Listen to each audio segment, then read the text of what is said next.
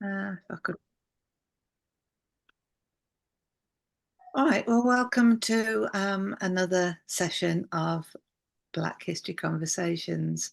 We're looking forward to Laura Trevelyan joining us a little later on during the session, but we're just going to do the formal introductions and things that I do at the beginning. I'm Liz Millman from Learning Links International. Got some of my colleagues here and friends with us as well. So I'm also in Australia, and I acknowledge the traditional owners of the land on which I'm currently living. That's the Wurundjeri people of the Kulin Nation, their elders, past, present, and future. This land belongs to the sovereign people of the First Nations, as does the whole of Australia, as was never ceded. It always was and always will be Aboriginal land. Now, today is a special day, a difficult day. Well, for me, it was yesterday, but for you, it's today, because I'm here in Melbourne, and Australia Day is now referred to as Invasion Day. So I'm going to tell you a bit more about that in a little while. But just to say that with Black History Conversations, we acknowledge the injustices of the actions taken by the British and other European countries that invaded and took possession of the islands of the Caribbean Sea, as well as the continents of North and South America. In addition, we also recognise the exploitation of the great continents of Africa, Asia and Australia, and many other parts of the world in the centuries of colonisation and ongoing exploitation. We acknowledge that this resulted in the destruction and destabilisation of so many nations, peoples and cultures.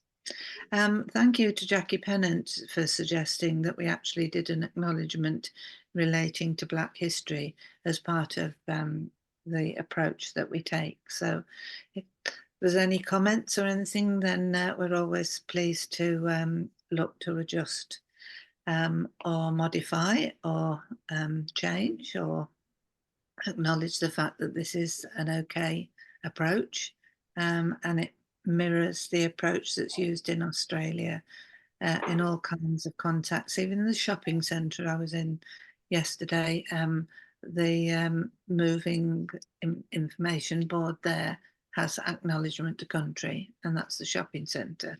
So we are making our efforts. Now, the International Decade for People of African Descent, we've got a little bit of progress because on February the 16th, Friday, February the 16th, Professor Sherko Gill is going to join us. Now, she's based, I think, in Wales, and she's the coordinator of the UNESCO Intergenerational Dialogue and Inquiry and the UNESCO Slave Route Project's Collective Healing Initiative. And she's going to talk to us because during this year, 2024, we're going to catch up on what's been going on with the International Decade for People of African Descent. So got a contact there, but if you Google her, you can find her quite easily. So that'll be good. Liz, can I just interrupt you there? It says in the little biographical note that she's a professor of research, that every professor is professor of research. What is her discipline? Right, okay, let me go back to it then. Back we go. I have taken this directly off her site. So her interests centre on understanding peace, collective healing, human well-being, and global flourishing as holistic and dynamic processes. Sometimes, Robert, things are written in academic ways that I don't understand. So when she arrives, we'll ask her, shall we? But if you look up the website, I don't understand that, and it's not written in an academic way. Well, maybe she's not a first speaker of English. I'm not quite sure with her name. Okay. Right, so next week we've got Professor Maxine Berg. She co-wrote the book that Pat Hudson was talking about last week, and she's going to update us about her work on Eric Williams' work. And then I'm asking you now, Vivian, have you made the arrangement for Reverend Devon Dick to speak on the 9th? I discussed with him yesterday. It will be confirmed later today. Okay, that's fine then, because I'd either was going to find somebody to talk about Ireland before that. Anyway. Yes, sure. Okay, so we've just decided that we ought to formally welcome newcomers and thank all of you for joining us. Our working website's blackhistoryconversations.com, and I have had an offer this week for somebody who says they'll help to get the new website set up so it'll be easier to find things. So we started in October 2020 during COVID, and at the time when the world was reeling from witnessing George Floyd's murder. We've completed 10 seasons, and in those days of the Black Lives Matter, we were seeing the statues, particularly the statue of Colston in Bristol coming down, and it's been reminiscent of that here today in Australia. So I'll come back to that. Black History Conversations managed by Learning Links International, and we're grateful for the support of everybody who is involved. So I usually introduce the sessions along with Garrick and Jude Elizabeth Whitesmith Gully support. The technical side's managed by Simon Faringo, and we post the sessions, record and post the sessions. Now we don't have formal Zoom registration, so Jeanette, maybe if you can use chat, or Garrick will pass on your email address to me so that we can add you to the mailing. And just remember to keep your microphone switched off unless you're speaking, and you can keep your put your camera off at any time, especially if you're moving around. And we also recognise that the subject material presented can be emotive and at times quite confrontational.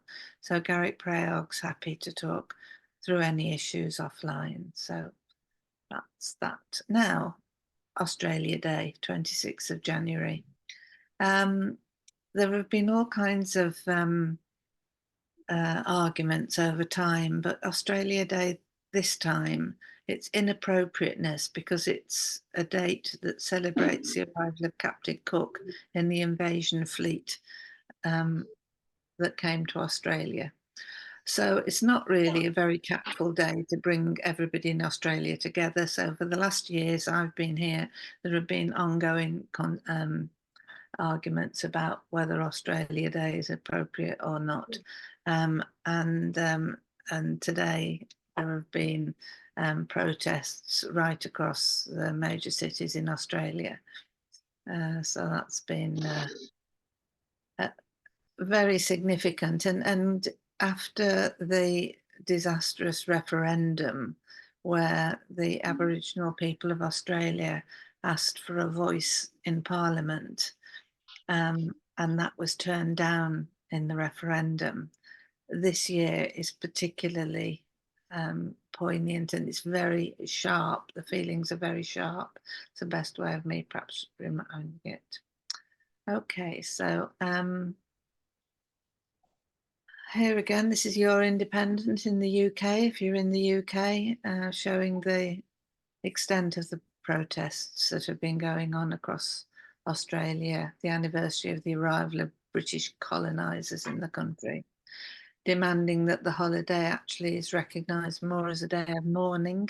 And there have been a whole series of TV programmes during the week on NITV that we have here in Australia, sharing the stories. And a programme last night called The Drover's Wife was particularly hard-hitting. And there's been a series called The Frontier Wars, a series of 3 programmes, and they're very interesting if you can manage to access those in any way. I can't tell whether you can or not over there. Okay, so this is our Colston moment.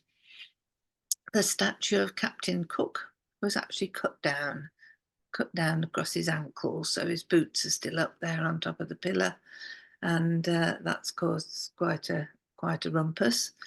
And also something that caused a rumpus was that Woolworths, we actually have Woolworths stores still here, they're food supermarkets right across Australia. And Woolworths decided that they weren't going to sell any Australian T-shirts or flags or bunting or all the other paraphernalia that they usually stock and promote for Australia Day.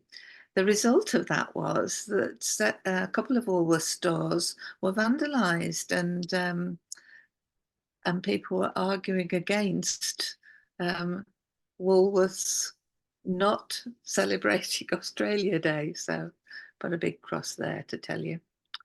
And then I thought perhaps the easiest way of explaining how people here, because I'm from the UK trying to explain somebody else's story. So this is ActionAid Australia, and they make a renewed commitment to First Nations justice to support truth-telling and the broader aspirations of Indigenous people in Australia as enshrined in the Uluru Statement of the Heart.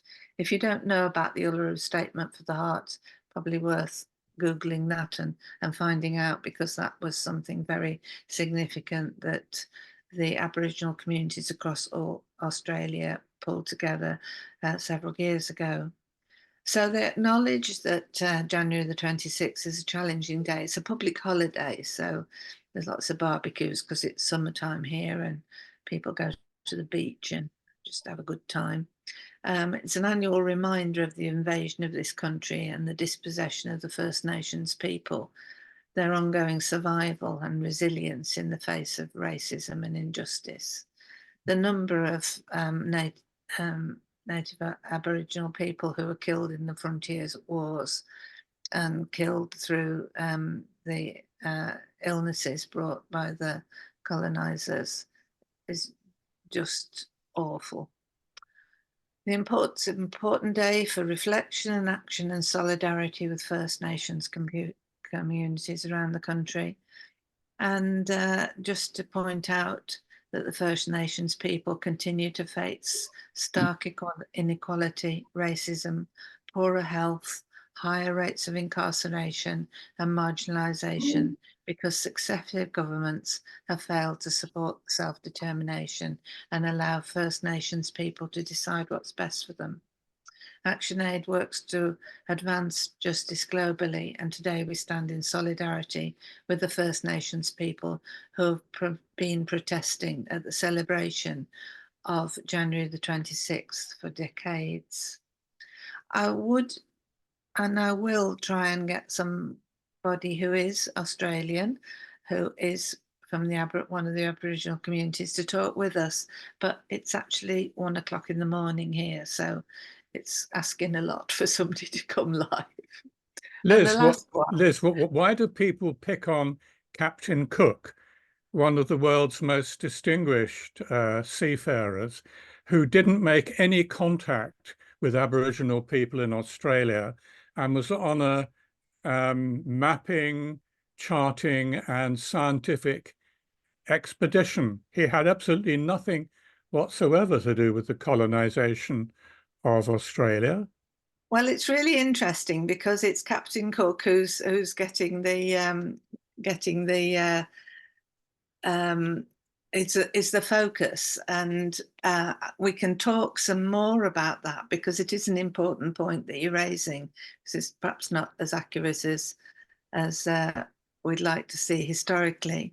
So we're just going to welcome Laura Trevelyan now to the session. And we've also got, I think maybe it's Roland joined us as well. And I'm just checking who else has arrived on the screen. Laura, brilliant to have you join us. We've just been doing a bit of a catch up because today in Australia, or rather my yesterday in Australia, it was Australia Day, when the Captain Cook is remembered, accurately or not. Professor Robert Moore's just pointing out to us probably not accurately, but it's a day where the Aboriginal people feel that it's more like a day of mourning than it is a day of celebration. So a lot of contention in the community here. So I was just giving people an opportunity to update on that. But Laura, it's brilliant to have you with us, and you're going to be telling us about some of your new project activities. And I haven't really done an introduction to explain to folks who've joined us for Black History Conversations today, just what your background is and what you've been doing. So I'm just very quickly going to introduce some of the colleagues who are here so you know who's with us. We've got Vivian Crawford, Dr. Trevelyan Crawford, who was until recently, he's joining us from Kingston, Jamaica, and he was until recently the executive director of the Institute of Jamaica. So very, very well respected colleague to join us. Thank you very much, Vivian, as ever, to be joining us. We've also got Professor Robert Moore joining us from North Wales, which is great, and he takes a great interest in the Black history stories and connections in Wales. And we've got various other colleagues joining us. We've got June Elizabeth White-Smith Colley. She's in Kettering and she's done a whole lot of work there. Jackie Pennant is joining us from Florida, is it, Jackie? Yeah. And Jackie's been much involved in our project that we're doing, linking the Pennant family of North Wales, the Douglas Pennant family, and the community in Pennants, Jamaica. And Vivian Crawford is also the chair of the Pennants local research group. I can't remember what we called it, Vivian. Pennants Heritage Research Group. So, and we're discussing stories about emancipation and the years after that and the campaign of the tenants. So that's great that you've joined us, Jackie, as well there. June Elizabeth says she's from Northampton, not Kettering. Sorry about that. Somebody else I was talking to from Kettering, obviously. And we've got a colleague who's labelled up saying she's from the Liverpool Advocates for Windrush. Now, tell me what your name is, please. That's Tanika. If you remember Tanika, Liz. Kadika. Yeah, Lovely. Tanika Stevenson and I work together on the Liverpool Windrush support. That's great. Hi, Liz. I know it's been a while. My apologies. It's auto name. Hi, Laura. It's been a pleasure. Well, it's a pleasure to meet you formally. Eric Phillips told me about you. You know Eric Phillips from Guyana? Yes. And I told him here he may join us. He was like, okay. Right. Yes. Nice to see you in person. He's told me a lot about you. Okay. Well, so that's great. So we've got to go around to the folks. I'm not going to introduce everybody, Laura. It'll take us a while. So Laura, thanks for joining us. I heard about your Heirs of Slavery group, the group that you and your colleague, whose name has escaped me. Clive Lewis. Clive Lewis. Or actually, maybe Heirs of Slavery is maybe Alex Brenton and Charlie Gladstone. And yes. The podcast that I just did with Clive Lewis is called Heirs of Enslavement, so it's a bit confusing. That's fine. Alex came and spoke to us about his book and about his story, and then we learned about what you were doing. Now, with this other project we're involved in, linking with the Pennants community, in a way we're looking at a reparation project, but we're just trying to negotiate things at the moment, take it gently. And I know that you have done so much, having recognised your family's history and links with plantation ownership. And there's a lot that people can research on the web to find out more about that. Because today you wanted to talk to us about the things that you're now moving on to do, and perhaps the podcasts. So I think, Laura, the best thing is to go over to you and you tell us what you'd like to share. Well, Liz, thank you so much for this invitation. It's so nice to meet everybody. Gosh, what a fascinating bunch. I feel like I have so many questions for everybody. Not least, I want to ask Dr. Crawford whether he saw the Bob Marley premiere. And Jackie in Florida, that's just so fascinating what you're doing with the Pennant family. I would love to hear all about that. Actually, I've been invited by Cardiff University, where I did a postgraduate diploma in journalism, to give their inaugural journalism school lecture on March the 6th. And I wanted to reflect a little bit about slavery in Wales. So I'm very interested in the Pennant connection and would love to hear more from all of you about that. So I feel honoured to be invited and to share with such a distinguished group.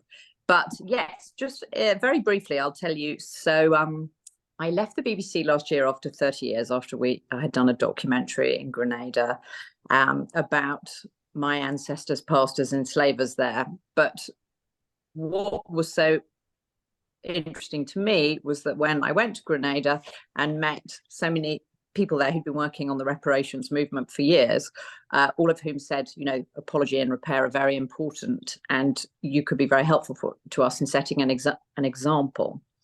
And this was something that I heard over and over again. And then I worked closely with Professor Sir Hilary Beckles, Vice Chancellor of the University of the West Indies, known to all of you, I'm sure, and also Chair of CARICOM's Reparations Commission. And Hilary Zoomed with our wider family, if you can imagine it, sort of 30 plus people on a Zoom with Sir Hilary Beckles, and him speaking so powerfully about the importance of apology and explaining to people in Britain who really had very little idea about the ongoing legacies of slavery in the Caribbean. He just explained everything so clearly and so powerfully that 104 members of our family ultimately signed an apology letter, which I worked on.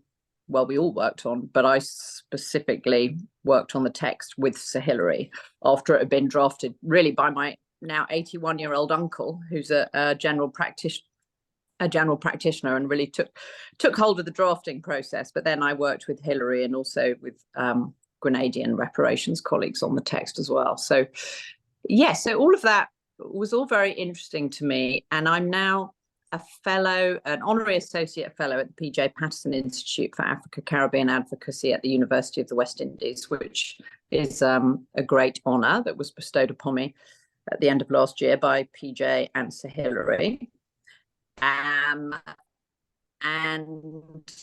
to that end, I have a new project, which essentially, and this hopefully I would love to know what you'll think about it, but when I was making the podcast Heirs of Enslavement with the Labour MP Clive Lewis last autumn, we went together to the Barbados archive. Now, the basis of the podcast is essentially Clive and I finding out how we're linked by history. And really, if you like, the premise of it is the idea that Clive's ancestors could have been enslaved by mine, and what that tells you about modern Britain and what that means for reparatory justice today. So we just delved into all of that in our podcast, which I won't bore you with the details, but if you want to listen to it, it's called Heirs of Enslavement. And we've actually been really pleased with how it's done. It's done very well, which, you know, I was worried that only 20 people would download it and all of them would be related to me and Clive. But as of last weekend, it crossed 20,000 downloads, which is great because that puts it in the top performing list of podcasts. And I think for a subject like this, which, as all of you know, is quite difficult, to be able to succeed with a general audience that doesn't necessarily know that much about it, I was very pleased with that. So that's exceeded all of my expectations. And I was also pleased with how it sounded and really enjoyed working with Clive Lewis, who's just fantastic. And the best thing for me actually about the podcast, sorry, I'm digressing from my new project, was actually Clive's father, Tony. And I know there's somebody here from the Liverpool Advocates for Windrush. So Clive's father, Tony, is Windrush generation. So he left Grenada to come to Britain in search of work, like so many of the Windrush generation, because opportunities were so limited back home. And despite encountering discrimination in Britain, Tony was incredibly successful, became the shop steward in his factory, and then became a regional trade union official. And he's recently retired to Grenada, where, like a true trade union official, he's in Guave, where he's organizing the fishermen and making sure that they bargain for their collective rights, which he doesn't feel that they've been doing. But just the story of Clive and of Tony, and of me as well, it's just shows you the complex links that make up Britain today. And the story of Tony really goes full circle, and tells you so much about the double diasporization that has gone on, and how complex that is. Which brings me to the project that I'm engaged in my role as a honorary associate fellow at the University of the West Indies and the PJ Patterson Institute for Africa Caribbean Advocacy. When Clive and I were in the Barbados National Archive, the head archivist there told us that 400 years of history of documentation that they have there is just one hurricane away from being lost forever. There is some digitization that's going on, digitization of the newspapers, for example. But as all of you will know, Barbados was central in the story of British slavery. The South Carolina plantations were settled by Barbadian planters who took their enslaved Africans with them from Barbados to South Carolina. And the censuses, the ship manifests, the plantation records that exist in Barbados are a hugely important historical archive for descendant communities everywhere, whether they are in Britain, whether they're in the US or Africa or the Caribbean. Not to mention Jamaica's archive, which I know that Dr. Crawford would know much better than I, the state of the Jamaica National Archive, but the Barbados one I've been to. So that gave me an idea, and I talked to Professor Beckles about that archive. And shouldn't it be online? Shouldn't it be digitized? Shouldn't it have educational materials? So in the same way that people like myself found out thanks to the UCL archive, which put online the records of compensation paid to slave owners in 1834 when slavery was abolished for the loss of what was insultingly termed their property, that hard information, which was able to give descendants of enslavers information about their ancestors. Well, in the same way, this incredible archive in Barbados has real information that you have to go to Barbados to see it, which obviously most people can't do.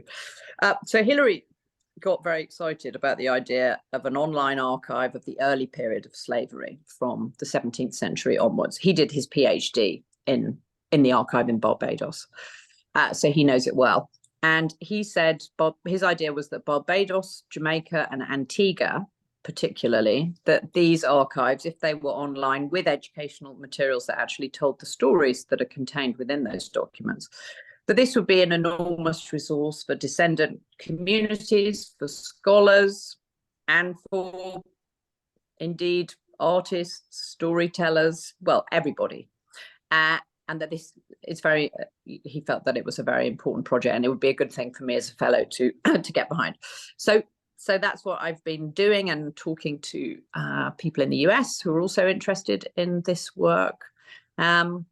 Yes, so that's it really. And I would love to answer any questions that you have. I'm also working with a few families who are interested in apology and repair. I'm currently talking actually to a family in New Zealand who have roots in Jamaica. They're descended from someone who received compensation when slavery was abolished and used that money, as a number of people did, to go to Australia and New Zealand and settle new lands. So the way in which the story of slavery and compensation is associated with the settlement and expansion of the empire into Australia and New Zealand is something which I feel is not that well known either, and an important part of the story. So thank you for this honor of appearing. I really appreciate it. I apologize for ducking out on you at the end of last year. I have one child still at home, and I have to quite regularly. We have school meetings on a Friday, which I have to go to. But later in the year, I'll be an empty nester. But I must apologize because actually in half an hour at 10:15, which is my time, I have a call with my son's college counsellor. So which I have to go to as a maternal duty. So I'm sorry, I apologize for that, but I would love to answer any questions and actually to hear all about the work that all of you are doing as well. So thank you, Liz, for this opportunity, and thank you to everyone for listening. Well, thank you very much indeed, Laura. That's great. And you're joining us from your home in New York. I don't think I mentioned that. So yes, it is. I'm at home in Brooklyn. Yes. Got the kids off to school. That's good. And we coped quite well the session when you weren't able to join us. So that wasn't too much of a problem. And I feel that this is something. Now we've got to meet you, we can stay in touch with you, particularly when we're talking about what we call the Penance Project. Okay, then. So we've got one hand up so far. So it's Kadisha. Kanika. Thank you, Liz. Hi, Laura. Tanika Stevenson. It's a pleasure because I've heard good things about you from Eric, who's working on the reparations 10-point plan with Sir Hilary Beckles and Dr. Beckles and the whole reparation team. And I was briefly involved with the Church of England report for the 100 mil to see how best to spend it. So I've been around the reparation side, but that's not what my hand went up for. It's about Windrush. I'm also doing a PhD, and it's not about around reparations because I'm trying to stay away from slavery. But one of the questions I wrote down here, so I can keep it simple, is that we need more awareness and support, Laura, around the Windrush generation and their descendants' plight. And I fervently believe that it's linked to the continuing, as you said, continuing legacies of slavery, the mentality of how we were treated as a people and cohort. For 1948, people were invited here to England. I say here, England, because I'm in England. I know you're in New York. My family lives in Brooklyn, by the way, so it was really nice. Brooklyn, coincidental. Right. Invited to help rebuild England after the Second World War. I'm not going to bore you with the historical aspects, Laura, but it's through successive legislations and government that we have the problem that we have today, which resulted in a Windrush scandal in 2018. What's ironic is that the same pieces of legislation that cause the problem today are the same pieces of legislation that are used to create the Windrush schemes. And is currently being applied to the same cohort of people to try to rectify the harm that was caused. I'm training to be a barrister also, so my legal acumen is a little decent, and I'm also, my PhD is in law. And I love studying law. I say that to say that I understand the magnitude of what it is I am saying. And I'm asking personally for your help because of your stature and influence to help us advocates and grassroots organizations like ourselves to right the wrong that previous Home Secretaries from 2018 to now, because they've changed a lot, have said they want to do, but have not been able to do.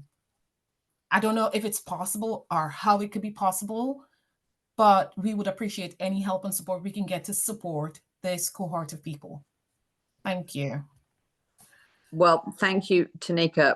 And Jackie Mackenzie, you must know, the Grenadian. I worked with her, yes. I helped with the review that she did for Paul Hamlin Foundation and then helped raise the funds. So I've been around quite a bit. Yes. Well, have got to know Jackie through this process, who, for those of you who don't know her, who's a distinguished lawyer in Britain and Grenadian, and she represented many of the victims of the Windrush scandal. And yes, I mean, I agree with you. I think one of the tragedies really is that because the history of slavery is taught quite poorly in Britain, people don't largely even understand that the Windrush generation came to Britain because, as a previous Prime Minister, David Lloyd George, described it, the West Indies were the slums of empire. So people were left with no choice after emancipation, left with legacies of poverty, of illiteracy, of lack of opportunity. So Windrush in itself is a second problem associated, well, problem is far too mild of a word. And that was, as I was saying, Clive Lewis's father, Tony, that personal story of him and his personal struggle, which, of course, Tanika, you know far better than I, encapsulated the story of the Windrush generation to me. well, look, if you have a specific proposal for me, I'll be interested to hear it. But one of the things that I'm conscious of is that, you know, to use one's time sort of wisely and effectively. And so I felt in making the podcast that was a way to tell the story of Windrush, and that there's a public education value, I hope, to that podcast. And Clive and I, in the promotion of it, talked a lot about his father and the contribution of Windrush. And I noticed that the King of England, for example, commissioned portraits of the Windrush generation to commemorate the 75th anniversary of their arrival. So it seems to me that slowly the story of Windrush is becoming better known in Britain, but that doesn't do anything to help the victims, because slowly is not helpful, is it? So, as you know much better than I. So I'm flattered that you think that I could be of help. If you have something specific, then please do get in touch. And you can if you just send me a LinkedIn request, I'll answer it. Thank you very much, Laura. Thank you very much I indeed. find that to be a Beverly, I'm going to ask Garrick next. Garrick's also an active member of Justice for Windrush Generations. Garrick, you've got a point you want to make. I was just going to bring the point around the lunchtime Black History conversation, how we try to reach out to a much bigger conversation around Black history and also around British history. And in particular, we try to focus on shared history. So we're not speaking in isolation that Black history is a separate thing that sits outside, other history. And that's exactly what the conversation here is about. And how do we engage with educators, whether that would be formally or informally, to get that conversation into places where that conversation is not happening.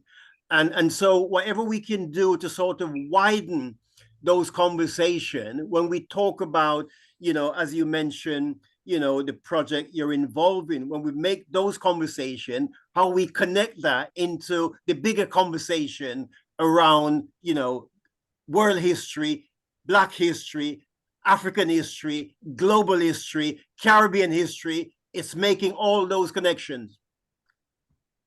Thank you very much indeed. Yeah, it's a great question. Yeah, Garrick, I think it's a great point. And that was what Clive and I tried to do with the podcast. And that's why we wanted to make the point that we are both heirs of enslavement in different ways. Clive, a descendant of the enslaved, me, a descendant of enslavers. But to your point, Garrick, that's not Black history. It's a shared history, a shared pain. But there also has to be, Clive and I felt, some promise in addressing it, to be able to say we are a microcosm of Britain today. And these are the legacies. Let's look at them. Let's discuss them. I mean, I suppose the first thing is the curriculum in Britain, which I don't know enough about, I would say. But all I know is that when I was at school, we were just taught that Britain abolished slavery. Not that it was involved in slavery and the slave trade up to its neck, just that it was a great triumph of liberal Britain. And one of the triumphs of 19th century political history is the abolition of slavery. And there you go. That's it. Well done, Britain. That was the tone and the tenor when I was at school, which is I'm 55. So this is some time ago now. But it does seem as though that's changing. And having been invited to speak at a number of schools, I'm not sure what the national curriculum says, but it seems that individual teachers and schools are teaching things separately. And I know that the Welsh curriculum, or this is what I've been told, does actually have a history of slavery module. So, things change gradually, don't they? A different generation will grow up knowing more about the history of slavery than mine did, and not just celebrating abolition, but and in a sense, I know it's 10 years away, but the 200th anniversary of the abolition of slavery, there is various discussion underway, I think, in Britain already. A couple of academics wrote an open letter last year saying, please let's memorialize the 200th anniversary of abolition in Britain correctly and not repeat the mistakes of 2007, the 200th anniversary of the abolition of the slave trade, which the people who wrote this letter felt was inappropriately celebratory and without enough focus on descendant communities. So repeating essentially the mistake of my education. So I wonder whether that 200th anniversary of the abolition of slavery in 2034 is something to focus on, and to ask how that will be remembered, what memorials there will be. I know there's talk of the Mayor of London putting up a memorial to the victims of the transatlantic slave trade, but perhaps that could be a focus for your group, so that you can then ask educators and governments and local officials. And I mean, it's 10 years away, but you know how slowly things can move.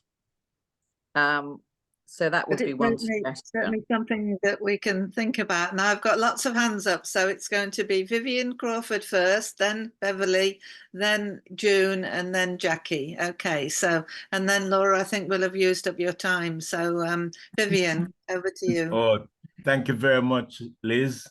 And I want to thank Laura for being here and helping us to tell our story. You are helping us to tell our story, and Liz has been doing it now for some time. And Liz, every opportunity I get, I commend you and thank you for this action. Laura, and you said enslavement was not taught in Britain, neither was it taught in Jamaica. The first Jamaican to become Vice Chancellor at the University of the West Indies, Sir Philip Sherlock, said when he was a child at high school, his headmaster was a British gentleman, and he inquired whether they could learn some Jamaican history, some West Indian history, and the head teacher replied, "Boy, you have no history." Of course, the rest is history, because descendants, generations yet unborn, are able to share that history as you are doing today. And in a way, I feel very, very honored and privileged to be seeing Laura, because your grandfather, I studied his work at university. Professor George Trevelyan, right? Yes. Yes, my great grandfather, you and Sir Hilary. And yes, and he I did modern political thought, taught by an outstanding Jamaican professor, Rex Nettleford. And so I learned all about your great grandfather's contribution to nation building, and I want to thank you. But as a comment I'm making, that here it is that you and Liz and all the others who are not descendants of enslaved, you are giving up so much to make planet Earth a better place. And I often wonder what level of Christianity these people had, that there were several gods and one God made them different from all of us. This is still a mystery to me, to say that we're half animal and half human to justify sweetness and sugar. So I cannot find words enough to thank you for what you're doing and pray that you will be given the strength to carry on. Thank you, Laura. Thank you. Well, thank you, Vivian. It's an honor. It's an honor that you say that, but I feel humbled because I don't think that anyone should be thanking me. Think of what my ancestors did. I thank you for your grace and your poise, actually. And I absolutely love Jamaica, and I hope that we can meet next time that I'm there. I've been to Kingston twice now. I was invited to speak at the Myco Institute. You did? Yes, oh, yes, Stephen Golding. You spoke at Myco. I did. Please. Yes, a Reverend True sent letters in 1830s to England asking for support for the enslaved to be educated. And one of the letters caught the attention of Sir Thomas Fowell Buxton, who identified money in the British House of Commons and established the Myco Institution. Yes, I'm a graduate of that space. That's why Stephen told me the history and I got a tour. So I suddenly felt like historical worlds were colliding when I was invited to speak there. We have to send some parties. We're sending some parties for you. Thank you. Your offers of fruit and food are great, Vivian. Brilliant. Yes. Beverly, you'd love to ask Laura or talk with Laura. Yes, but actually with the whole group, I think one of the I wrote a chapter in this book called Heritage, and last year, and the chapter was Searching for New Perspectives: the Transatlantic Trade in Enslaved Africans. And what it was looking at, a different way of teaching or learning about it, because the way that it isn't that it hasn't been taught, it's the way it has been taught and the result of that way in enshrining victimhood or arrogance. So in a sense, what I did in this chapter, with help, of course, was to try and find a different model of teaching, and a model of teaching that is appropriate to almost any work with any community, that puts the truth and feelings at its core. So I just wanted to share that with you, but also to ask Laura and anybody here, how come you left out Trinidad? I know Trinidad was later on and people were moved from other islands, but we have dreadful archives like everybody else. And we also have this very, very complex history, one of being later in the game in terms of enslavement, but also of having the indentureship. So it's an incredibly complex history with an incredibly, with a need to really delve into it, because this history of divide and rule between these two groups clearly have had a long-lasting effect in the politics of, say, Trinidad, Guyana, and most of the others in the Caribbean. So I do think we need some help, plenty help, in getting to grips with this at every level: archival, emotional, and social. So I would like to say, where will we get that help from, please? Because we import it too, you know.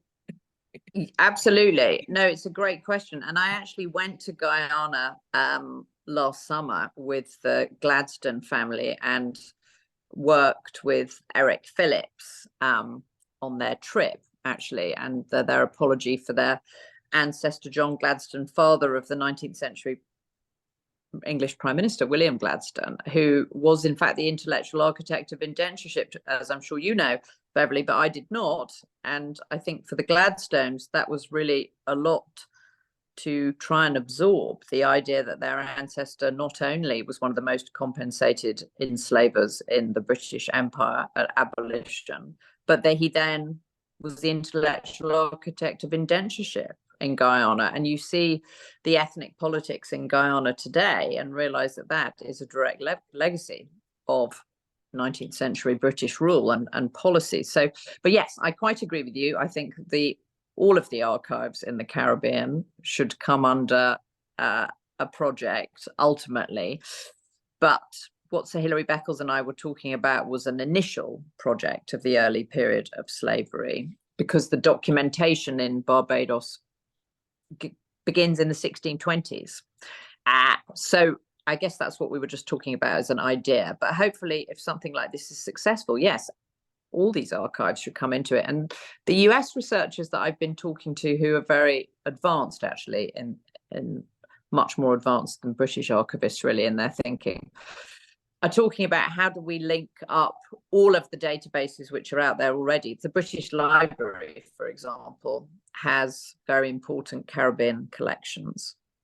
And in a sense, all of it should be linked. And in this internet age, it can be done. There just needs to be some organization. And in the US, there's a universities that study slavery group.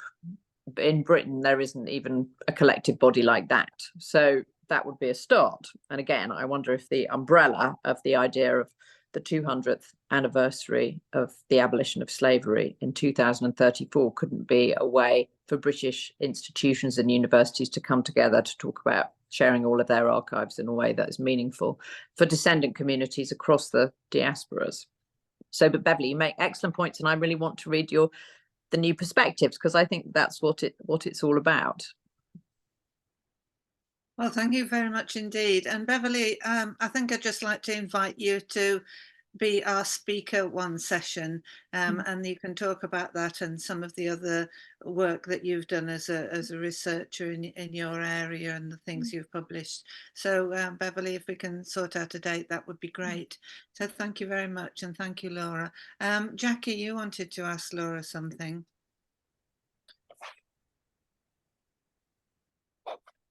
Hi, everybody. Just wanted to, I guess maybe a comment.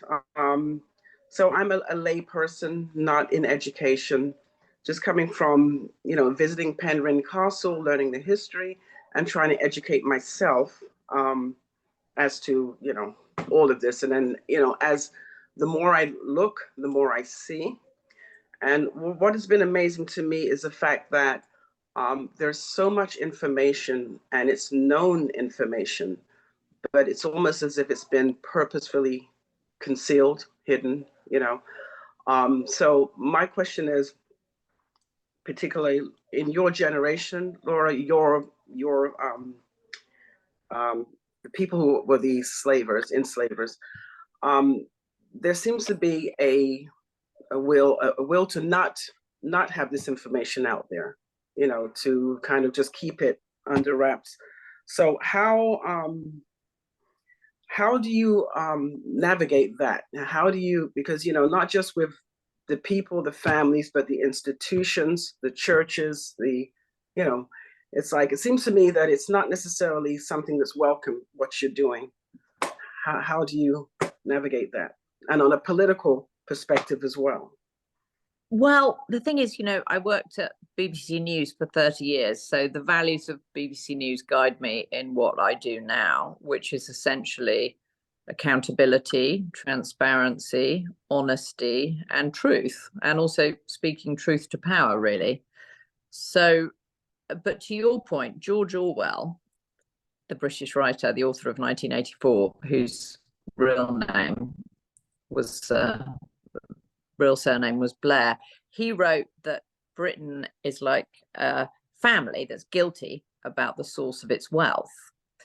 And that was his point. And by the way, the Blairs, it turns out, if you look them up, were also compensated at the abolition of slavery. And I was recently actually contacted by a very smart young Portuguese journalist who's just made a documentary about her ancestors who were heavily involved in the slave trade from Angola to Brazil, and she called it under the rug. And it's the same idea, that this uncomfortable information about the past, about sources of wealth, is swept under the rug. And I think that's, even though it's hiding in plain sight, to your point, Jackie. But I guess, in terms of how does one navigate it, I think after George Floyd and the Black Lives Matter movement, many institutions, individuals are beginning to ask difficult questions and to find out to ask how the past informs the present. And, it's an ongoing conversation, really. I know that's not a particularly adequate answer, but I see my role in it just to encourage all the people who come to me and say, oh, like this New Zealand family did recently, and say, we've discovered our links to Jamaica, Vivian, links to the Argyle Rebellion of 1824, which you probably know about. And they're really horrified. And they're a big family in New Zealand, and they want to come together and raise awareness in New Zealand about how the lands were settled and the impact on Jamaica, and to try to join the dots. So I think storytelling is an incredibly powerful tool, as we saw recently in Britain with the sub-post office scandal. And if you can tell a story and join the dots and explain how the past informs the present and how the past is not past, then that to me is a public service, and it's one that chimes with the journalistic values that I grew up with at the BBC.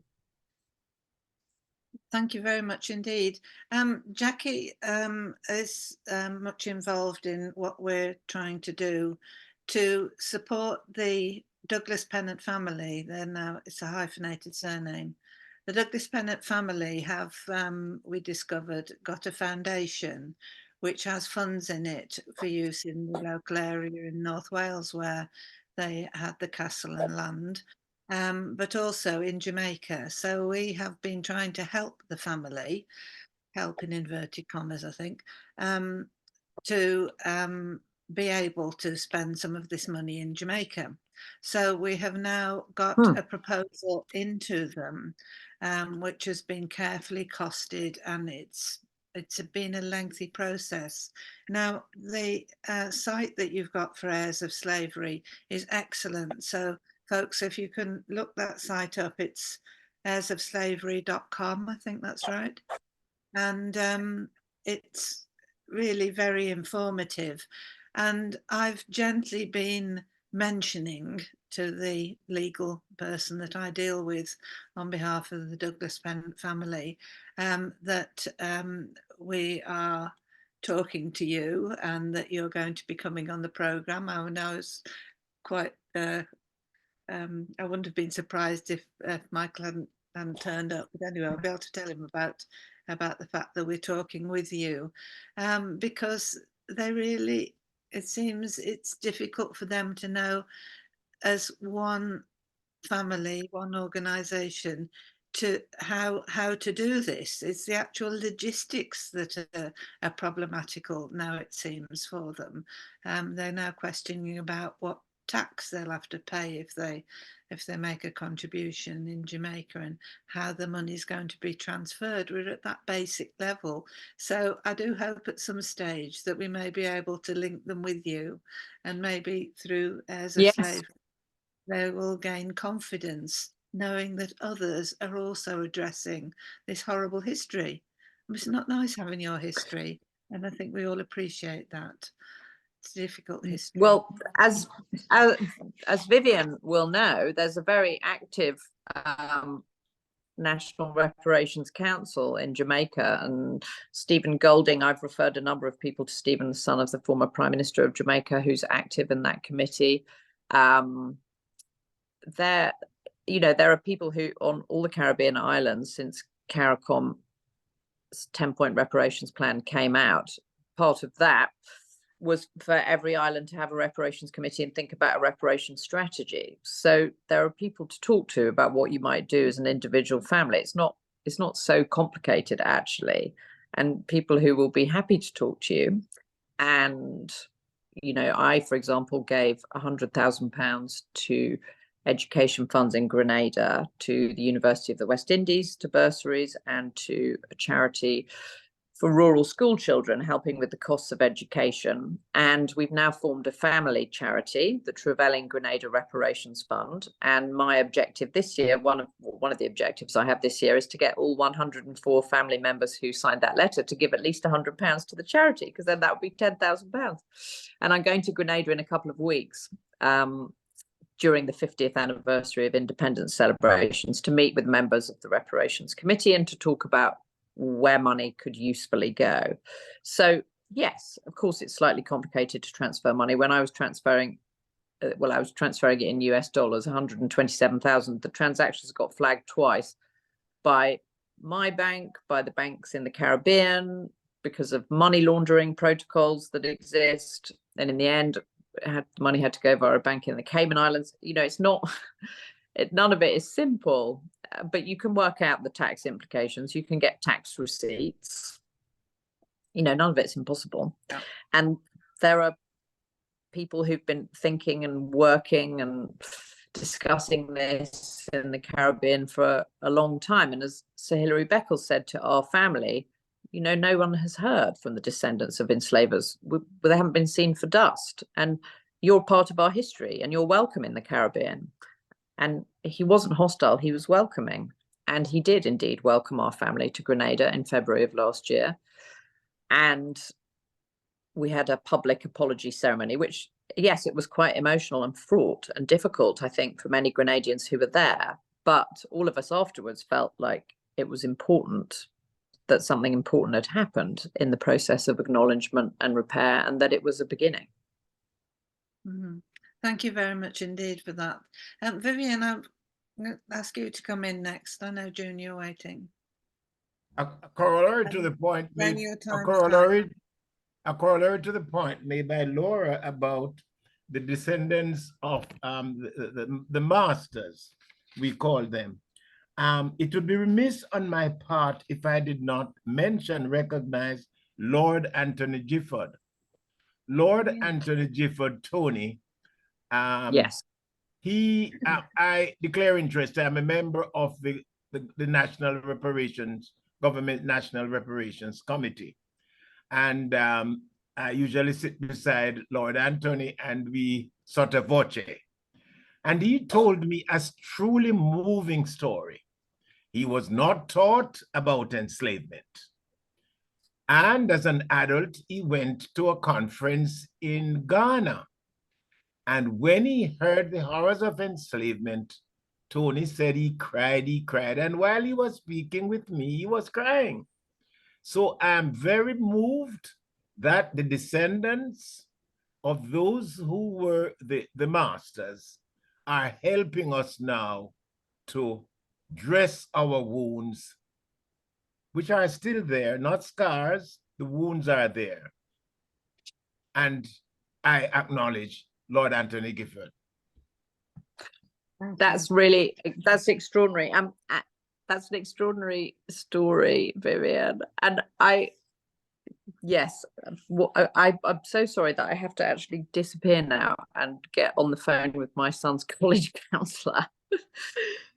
Hopefully he's going to college in October. That's the aim. So I'm so sorry that I have to go, but thank you for that Lord Anthony Gifford story, Vivian. That's extraordinary. And thank you all for your inspiration.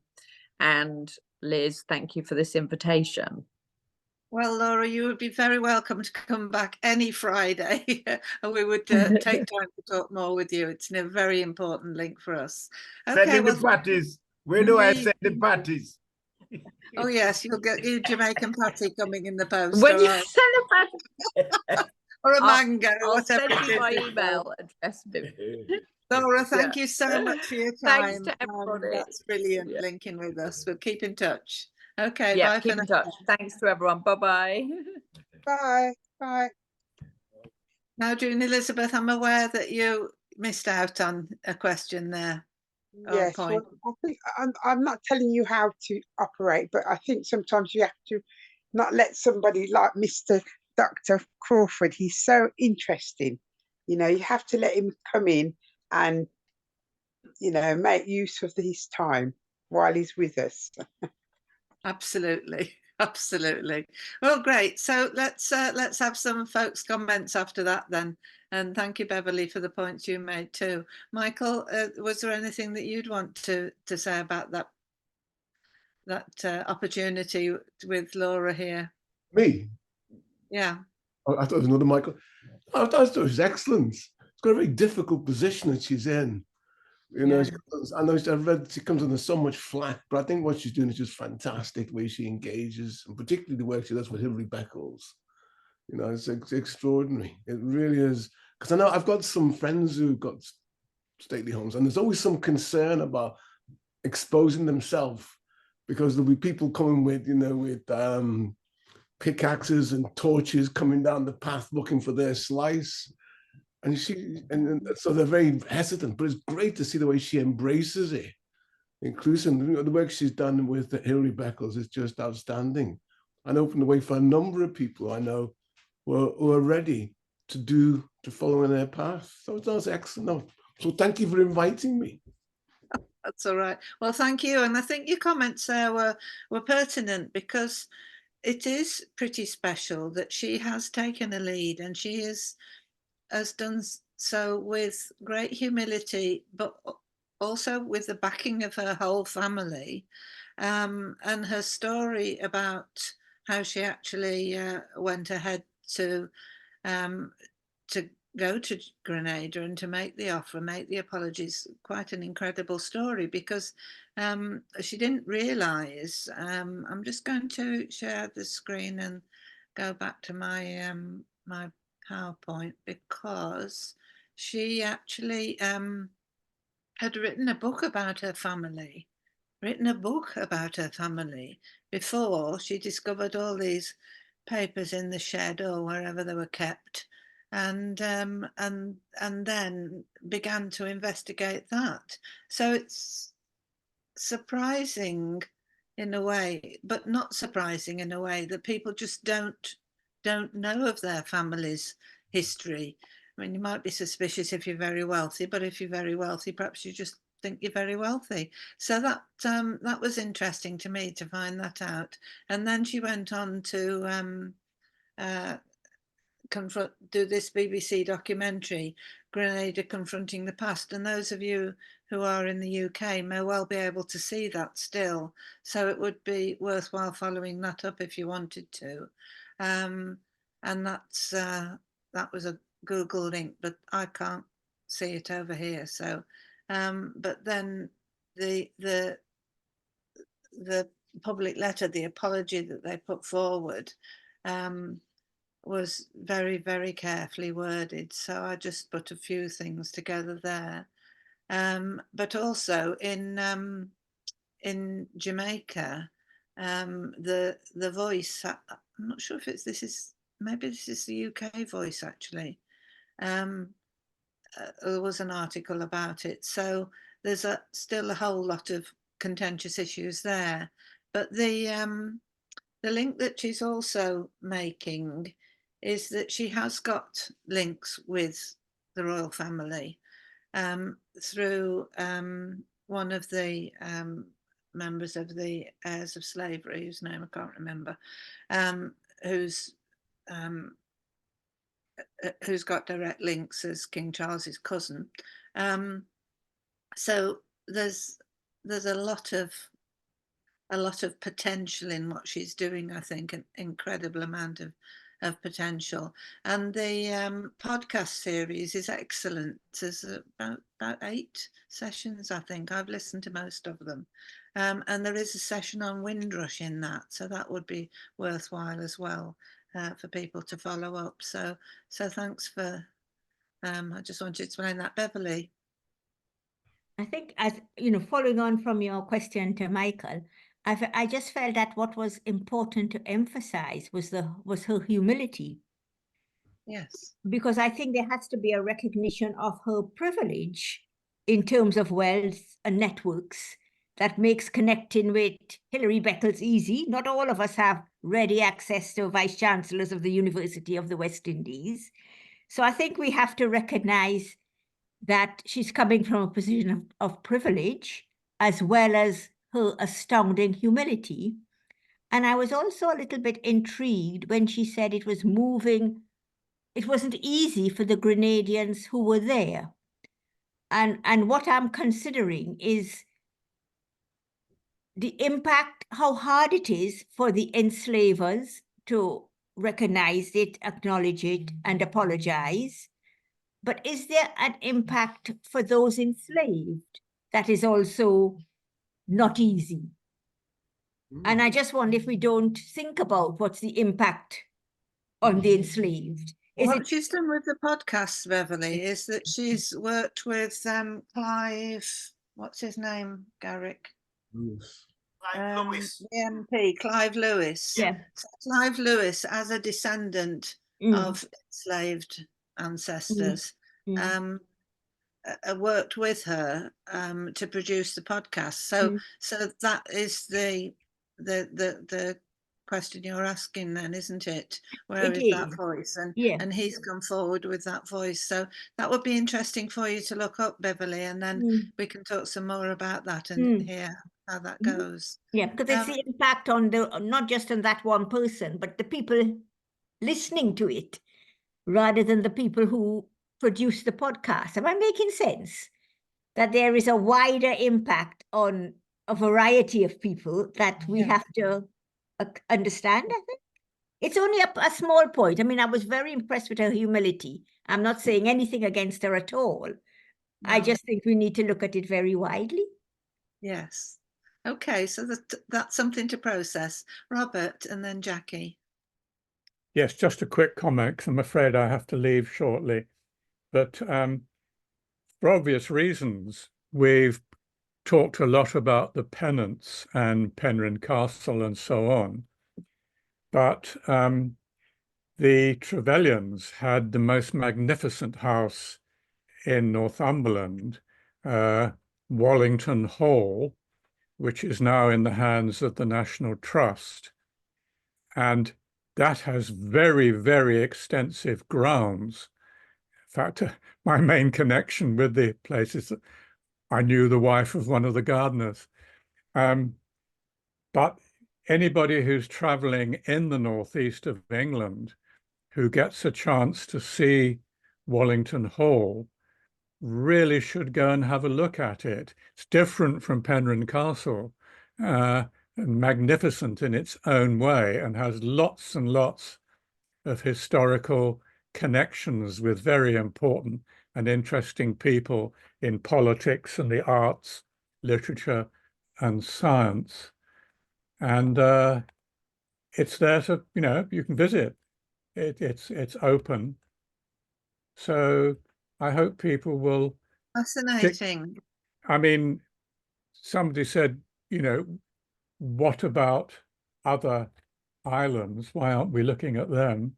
Well, by the way, if you do look up Wallington Hall on Wikipedia, I've just looked it up now, it does say some of the wealth of the Trevelyan family derived from the holding of slaves in Grenada.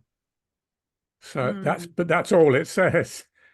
But anybody who's particularly interested in Grenada, then I'd, go and have a look at Wallington Hall. Fascinating. Thank you very much indeed, Robert. And you're saying there that you knew the gardener. Well, I'm just going to tell you that I've worked with Professor Sir Hilary Beckles in the past. He comes from Birmingham. Did you know that? I think that's great. Okay, then. So, Jackie, you were going to come in with the point, and then we'll let everybody else have a chip in. Yeah, I was just responding to Beverly's comment just now. So I was watching the podcast, on Laura's podcast, and I was surprised at how troubling it was to listen to. So Hilary Beckles' comment on the economy of slavery, taking away the human component and just looking at it as an enterprise, an economic enterprise.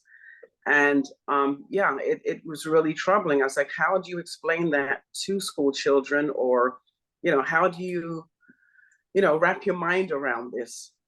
It's not an easy subject. And so I do think there is a concern for how are the enslaved, descendants of the enslaved, how are they brought into the equation as far as their emotional well-being, psychological well-being, feelings, and so on. It is extremely complex. It's extremely difficult, Jackie, and I appreciate saying what you're saying. Thank you, Robert. Okay.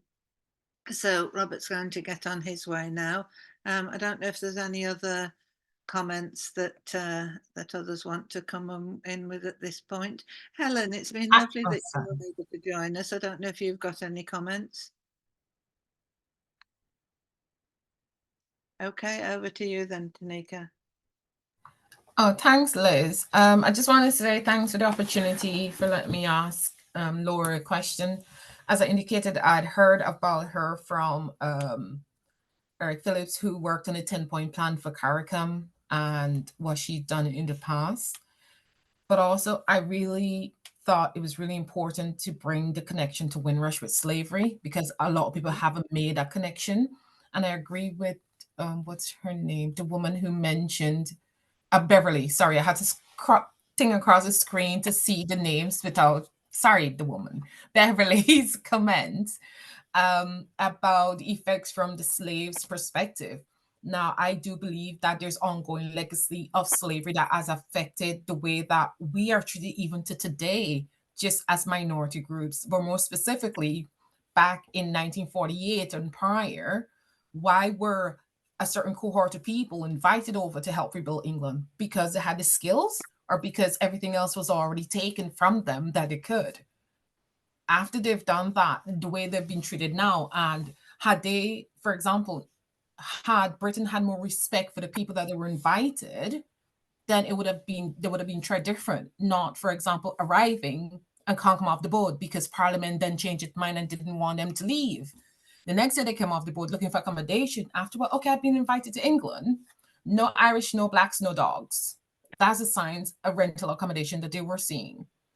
But again, going to the hierarchy in slavery, you have the indentured servants and you have slaves, and who were seen capable of doing certain things. I think that that indoctrination, that subjugation, the psychological control still has effects to today, Liz. And the connection hasn't been made to the treatment that that cohort of people received 75 years ago and still ongoing today. I personally have not been affected. My family members haven't been. But when I heard about it in 2019, something in my spirit woke and said, I need to do something. Even if it's just listen, even because a lot of people just want somebody to listen to them. And having to relive the trauma to then try to go to the same people that caused the harm, the hurt, i.e. the Home Office, to then say, well, oh, this is what I'm going to give you. So your bully telling you what your remedy is. How does that make sense? It doesn't make sense in all of this, is there? I'm just thank you. Before you speak, Helen's just made a comment. Helen, tell us about the link with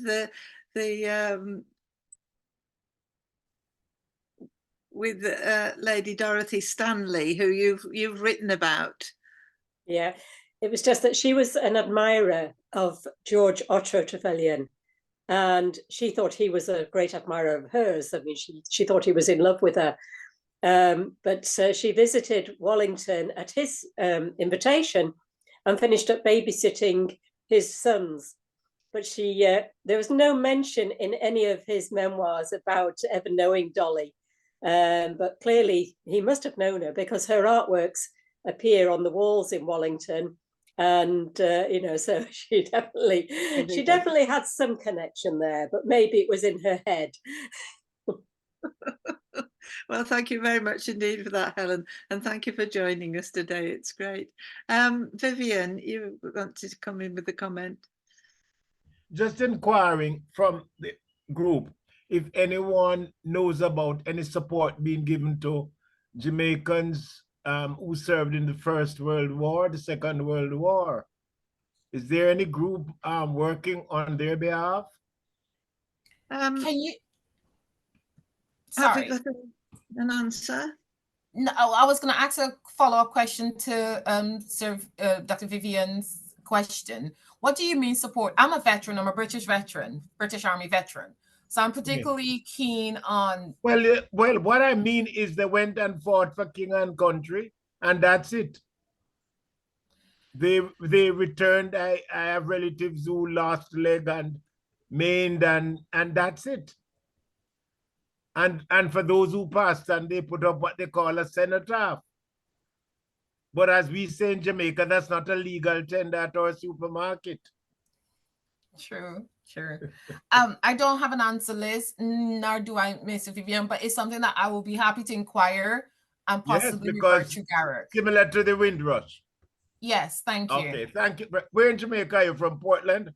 Guyana. All the way, Guyana. You're from Berbice. Georgetown. But it's all right. It's my country. You didn't make it to Jamaica. Hey. I'll send you 2 parties. I have been to Jamaica before, but that's another story. And Barbados and Trinidad. I like traveling. Yeah. Hey. Vivian, I think you've made a really good point. I think it was over the years, certainly from a British point of view, people who were in the armed services from the Caribbean countries weren't recognised. There is more effort now to recognise them. And David, what's the name of the guy who's got his West Indian Why Are We Here group? What's it called?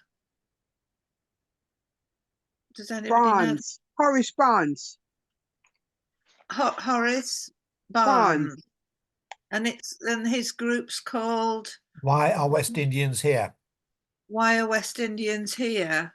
And he's done a lot, Horace Barnes, Vivian, with his, and he's got a website, and he's been very proactive doing things so to get the awareness raised. And now our armed services people are taking a lot more notice and doing things a lot more. Okay, I'm not quite sure whether, June, it's you or Garrick next. Take your pick. I'll go ahead, June, if you don't mind. Just a response to the point that Vivian has just made about people who have served in the armed forces. There is still a number of issues. If you recall, back to Windrush, Sam King, who served in the RAF, had to return to Jamaica. He could not stay here after the war. He had to go back, and then came back on the Windrush in 1948.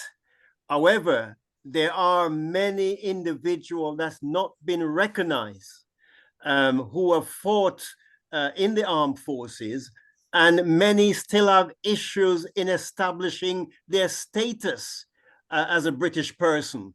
And that has been brought to our attention through our campaigning work in Parliament. But also, there has been some recognition, a few documentary highlighting one or two individual who distinguished individual who served king and country. But there's also a wider issue that David Lammy had unfold to us in a documentary of many unmarked graves where people died and yet they were never recognized at all. Of didn't even were given any formal recognition, and that's another issue around people who have served in the armed forces. So the issue is alive, and there are no specific organization focusing on all of those aspects. Some are focusing on different aspects, but it is a big issue that yet to be realized. We had a really good speaker. Thank you, Garrick. We had a really good speaker, the lady who's now over in Jamaica, whose name I can't remember. Yeah, she was one of our speakers. She came just a couple of weeks ago to introduce her book. Yeah. So she should be in touch anyway. Vivian's on the phone now. So, okay, then fine. Right, lovely. June Elizabeth. Disappeared. I just wanted to say, through Gareth, I've touched base with his Liverpool advocate. Mm-hmm.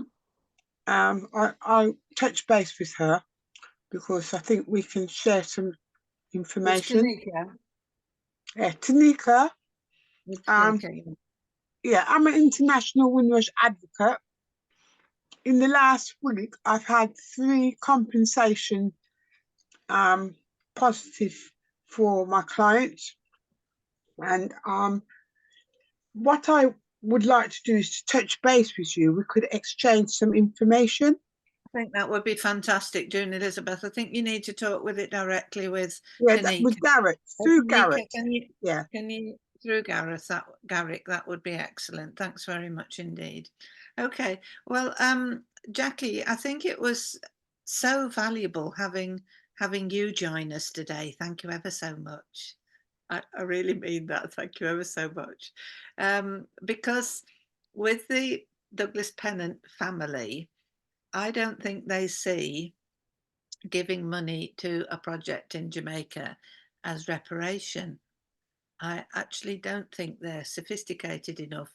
Perhaps I shouldn't say that on here, but there isn't the thought process that this is reparation. This is a fund where you apply and maybe you get the money or maybe you don't. So it's actually quite different. And with Vivian also on the committee, we've tried to link it as a reparation project, but the University of the West Indies also don't see it like that.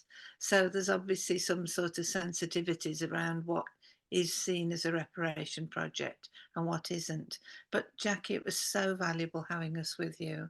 Tanika.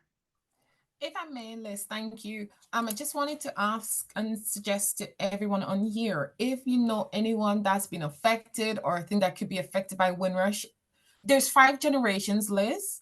And again, it's not about me. We've been doing this for years on our own time and dime.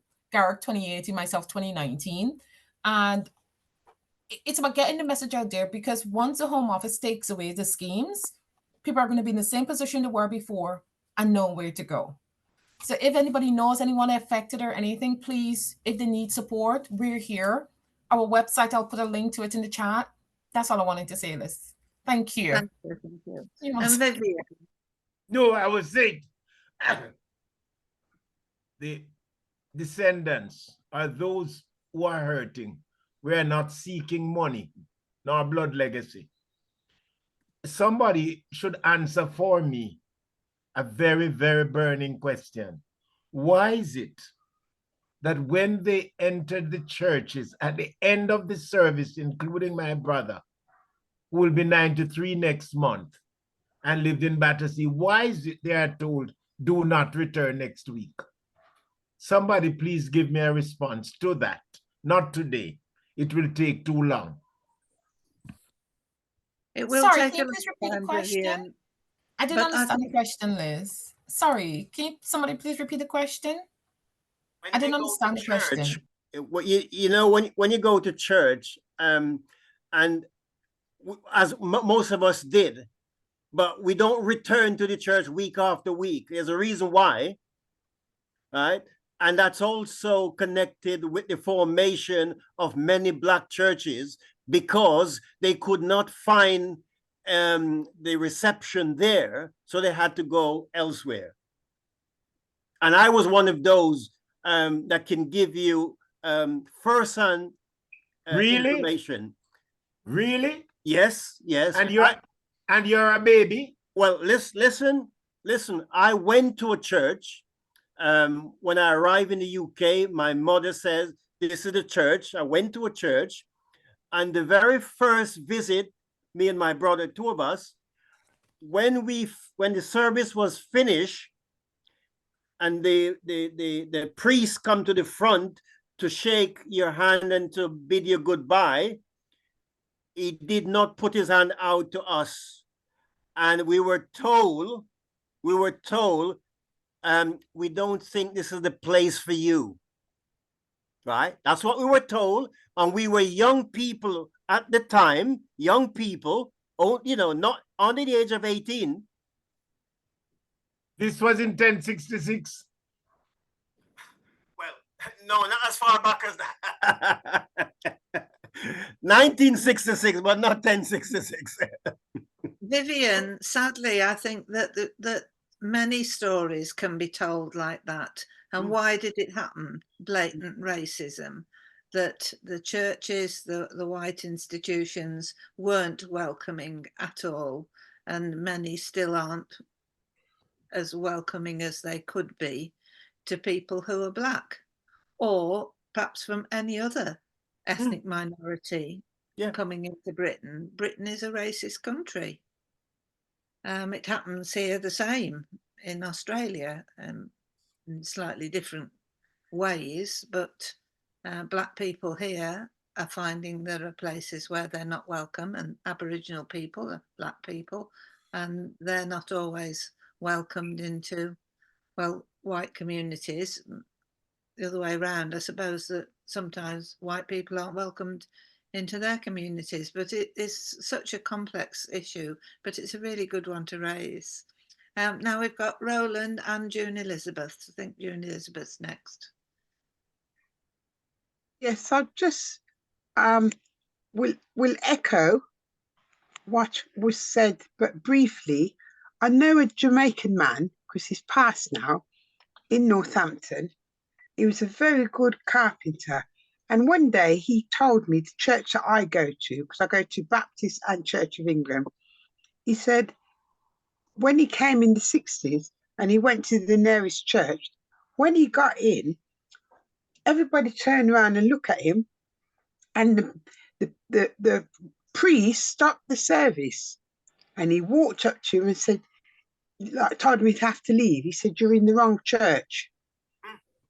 And I have followed that up because I was called into the Church of England to help them do something when it was a special marcation of the abolition of slavery.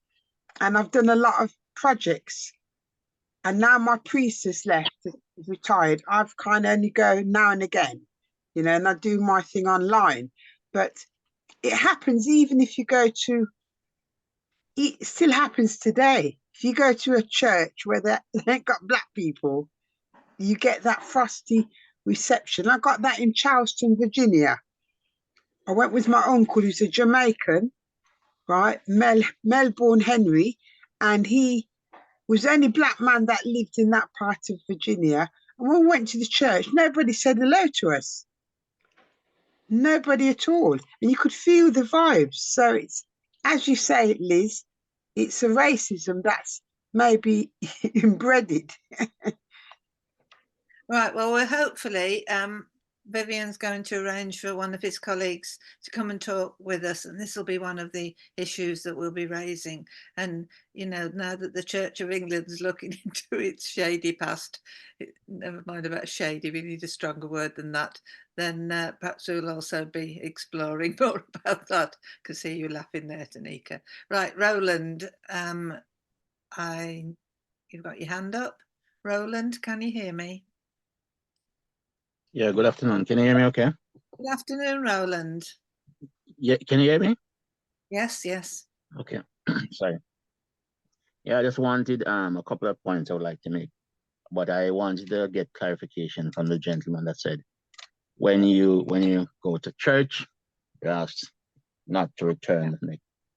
Well, that's what I wanted to know, it was something that was still happening or it's in the past. So is that still happening? Is it recent or in the past, this question that you're asking? Yeah, the gentleman that made a comment about going to church Vivian, and was told. Yeah, it was the point you were making about people currently being turned away from churches, or is it from the past? Can you hear me, Vivian? He's going to pick a manga. Okay, all right, I'll move on. Fine. Until you get. Well, I'm not there. This was shared with me, but my brother told me if it is worth it. He's now blind. He'll be 93, God's willing, next month. And I was in church every Sunday because my father played a outstanding role in the church here in Jamaica. And so we just knew we went to church to worship God, not to worship you, man. But the vicar was visiting him for the first time in 2 years, if that is worth it. But there, I don't know if it is happening now because I don't live in England. Okay, but Garrick lives there, so Garrick can tell us if it is happening there. Okay, right. Well, a couple of other points I would like to make. Well, one main point, really. There are a lot of racist institutions in the UK that are very active.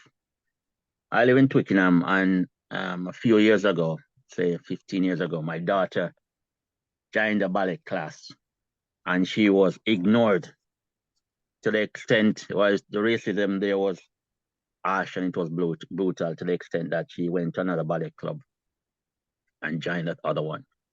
Also, a few years ago, I was going to Jamaica from UK and was going through Atlanta. And the British rowing team was on board. They were all white. All white. Out in Twickenham, where I live, there's a big rowing, we got quite a number of rowing clubs around here due to the river and so on. Twickenham, Richmond, all the way down to Chiswick and elsewhere, surrounded by rowing. My daughter went to the rowing club out there again a few years ago to join the club there. I think there was only one mixed race girl at the time. Again, she was totally ignored. Now we had the issue a few years ago. with a few football players. Well, they're still experiencing racism. But in cricket, we had it with this Pakistani cricketer experienced a lot of racism up in Yorkshire. But yeah, I just say that because to raise the point, to highlight that there's still a lot of racism within certain institutions in the UK. It's embedded in them. Even the armed forces, we know of certain regiments are known for being racist. Yeah, as a soldier, you will actually know the racist regiment. I'm not going to name it one, but one particular regiment that fought the Zulus, well known for being racist. I'll leave it there for now. Thank you, Roland. I think you make very valid points. I see also where Britain is reflected, and the British influence is reflected here in Australia, a place that had a white Australia policy till I think the 60s or 70s, where racism is still quite clear and evident. Thank you for those comments. Garrick, we'll just be winding up shortly. So I know you'll be finishing off, Liz. So this is just an announcement, just to say that tomorrow, Saturday the 27th, Justice for Windrush Generation is hosting an international forum in Brixton, South London, in the afternoon from 5 p.m. till 8 p.m. We have the representation from members of the Home Office engagement team present, who will be doing presentation on the Windrush scheme, the different aspect of the scheme. And then we have a second part program, which is more on a question time panel discussion to include Professor Martin Livermore as the independent advisor, Martin Ford, KC, Glenda Caesar, Jackie McKenzie, Patrick Vernon. So that will be going out on the hybrid as well as face-to-face. And that's been promoted on the Eventbrite platform, as well as social media. Part of the international work to reach more people, not just in the UK, but to make sure that the information reach some of those countries that we mentioned, 65 countries.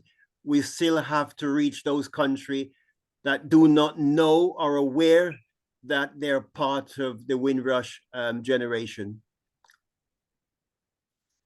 thank you very much indeed, Garrick. Right, okay. Right, so I think unless there's anything else, I think we'll wrap up now. But to say thank you very much I'm going to indeed. post this. Sorry to interrupt, please, just before you go. I'm going to post the relevant links for the Zoom for tomorrow. Okay. So if you're not in the UK and you'd like to attend, wherever you are, and you would like to attend, those are the links there. Thanks, There's a couple of clicks, and that there will we take are. you to the Zoom. So- Likewise, the Eventbrite page is there, and telephone numbers for further information and email. Okay, Right, let's start. so we've got all of that. Right. And to that's thank fine. Liz, to thank Liz for giving up so much for us. Thank you, Liz. We thank you. I'm staying up late. It's past her bedtime. I keep telling her that she needs to get to bed, and she's still up. Oh yes, thank you, Liz. Still up, Thank yeah. you, thank you, Liz. I'm just thinking I need to just copy all the things off the chat, so I'll just be here for a couple of minutes if anybody else is still staying Make on. your miler now. Your miler. Yes, our Ovaltine. Olix. Make it Olix. Make you sleep better. I don't think I'll need anything. Make it seriously. Make it seriously. Oh dear. David Cleve put a really interesting Seriously, with coconut juice. that the Australian Wars films are still available in the UK on iPlayer. And I would really appreciate if anybody does manage to get and see them. There's 3 of them, 3 programs. On the iPlayer? Did you say iPlayer? BBC? On iPlayer, yes. Okay. It's called The Australian Wars. And this is information that's not understood over here. I mean, when these films came out about 2 years ago, I think, you know, it was really very significant that they're identifying, you know, exactly what did happen here. And then also that the Grenada Confronting the Past is also available. Thank you very much indeed, David, for putting that in. I can't get either of those over here at the moment with the setup that I've got. I'm just checking if there's anything else. And David has also said that he would recommend a book called The Fatal Shore, which is by somebody called Robert Hughes, and it's a good telling of the story of the colonization of Australia and the British slaughter of the First Nation people, genocide by any definition. So thank you very much indeed, David, for that information. I shall follow up Professor Robert Moore's point about Captain Cook, but the whole of Australia here seems to think that Captain Cook has something to do with the 26th of January. So I think I'll leave it to them. One funny story, because Aboriginal people use humour, like I find in many cases. My friends from the Caribbean often use humour. And there's a programme called Looky, Looky, Here Comes Cookie. Okay, that's the name of the programme. Looky, Looky, Here Comes Cookie. Because apparently mums who were afraid for their children being snatched, we're talking about the stolen generations here, but if the children were naughty, that was the threat. It wasn't the black art man, it was looky, looky, here comes Cookie. So he obviously in the folk culture of Australia, he stars quite highly, and to see him lying down there on the grass was serves himself right moment. Anyway, thanks very much, everybody, and I'll see you next week, and we'll have quite a different subject next week. Okay, all then. the best. Bye. One love. Michael, Bye. lovely that you joined us. Really beautiful. Great to see you. Bye-bye. Thank you. Bye. Thank you. Bye-bye now. Bye-bye. Garrick, give me a call, please, Garrick. Garrick, give me a call, please. Good. Bye.